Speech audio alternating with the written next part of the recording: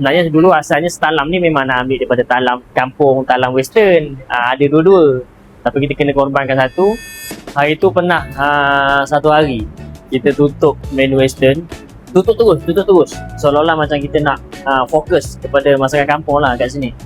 Tapi bila benda tu pernah ada beberapa customer yang datang kan, dia bawa anak beranak dia, kadang-kadang mak ayah nak makan masakan kampung, anak nak makan western. Disebabkan tak ada western masa tu, dia orang pun angkat kaki cari tempat lain. Kita orang bincang balik, buka balik lah maksudnya. Bila buka balik, dia seolah-olah macam kita meraihkan lah family yang datang tu. Sebab pernah ada lah sebelum ni tak pernah ada kan. Kita tak adalah bawa semua menu yang macam Talam yang sebelum ni kan, yang Talam Extravaganza lah, Talam Light lah. Yang ada sekarang ni cuma 3 je yang kita keluarkan. 4 chicken chop, chicken grill, lamb chop dengan kambing sekilo. Masih ada lah ni, deep fry pun ada, tempat grill kambing ni, ayam pun ada lagi.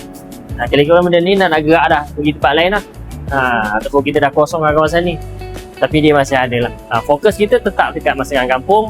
Sebab itulah nama kita ni Setalam. Sebenarnya dulu asalnya Setalam ni memang nak ambil daripada Talam kampung, Talam Western. Ada dua-dua.